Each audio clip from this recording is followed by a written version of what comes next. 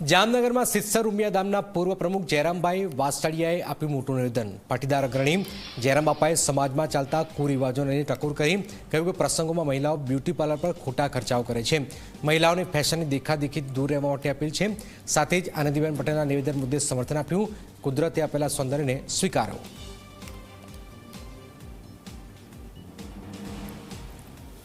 એટલે વ્યસન મુક્ત સમાજ થાય, बायु थोड़ी फैशन मुक्त थाय। मारा हम लगन में तो एवा घोड़ा उपाड़ा है ब्यूटी पार्लर ना।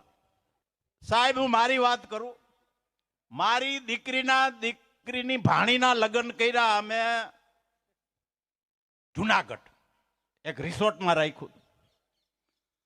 तो मारे जरूर पड़ी थी, मैं ड्राइवर ने फोन कर्यो એટલે કીધું મારે જૂનાગઢ में जावुं छे, तू क्या गयो? तो के हूँ जेतपुर आव्यो छुं। जेतपुर हूँ तारा बापनु डायटू तू? अरे के ब्यूटी पार्लर वाली ने लईने आव्यो हो के ले जूनागढ़ थी जेतपुर गया। आ घोड़ा नहीं थी हूँ।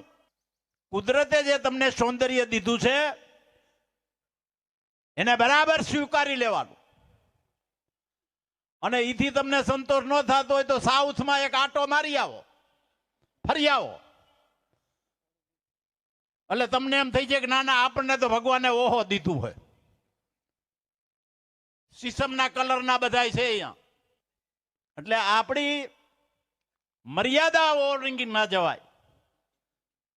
એ ખાસ મારી બહેનોને કરબત પ્રાર્થના છે। દીકરા અને દીકરીના ઉછેરમાં બરાબર ગંભીરતા લઈ। એ મેં કીધું હતું કે ભાઈ જ્યારે પ્રસંગોમાં હોય ત્યારે મહિલાઓ આ મેકઅપનું નાનટેન વધારે પડતા ખર્ચા કરે છે, એનાથી થોડુંક દૂર રહેવું જોઈએ। કુદરતે જે આપણને સૌંદર્ય આપ્યું છે એને સ્વીકારીને બધા એને હાલવું જોઈએ।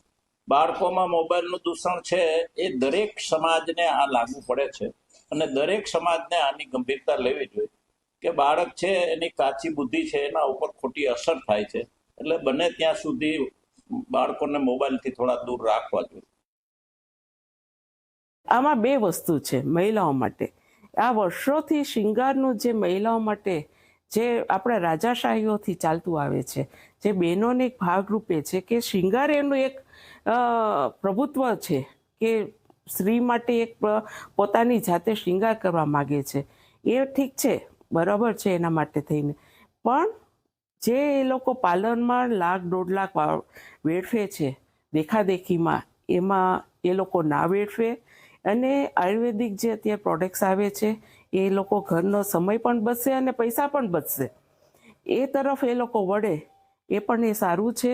અને મોબાઈલની જે વાત અત્યારે કરીએ છીએ, અત્યારે બહેનો જે નાના બાળકોને મોબાઈલ આપે છે એનું માનસિકતા જે ઘડતર થાય એ ઘડતર એનું વિકાસ અધૂરું રહી જશે અને ત્યાંથી સ્ટોપ થઈ જશે।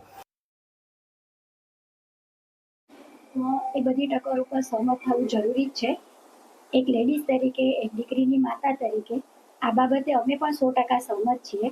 બ્યુટી પાર્લરમાં જવું જરૂરી બી છે લેડીઝ માટે, કોઈને કોઈ માટે, પરંતુ આપણે આપણા પરિવારને અનુકૂળ, આપણી સંસ્કૃતિને અનુકૂળ અને આપણા જે સંસ્કારોને અનુકૂળ જે કંઈ પણ આપણે પહેરવેશ પહેરીએ છીએ, બ્યુટી પ્રસાધનો યુઝ કરીએ છીએ કે બ્યુટી પાર્લરમાં જઈને જે આપણો નવો લુક આપીએ છીએ, એ લુક ક્યાંય ને ક્યાંય અમારે પણ દીકરીઓને સમજાવવું પડે કે એના પોતાના વ્યક્તિત્વ પ્રમાણે, એના સામાજિક ઢાંચા પ્રમાણે પ્રોપર છે કે નહીં। એ માટે માતાઓએ પણ 100% જવાબદારી લેવી જ પડશે।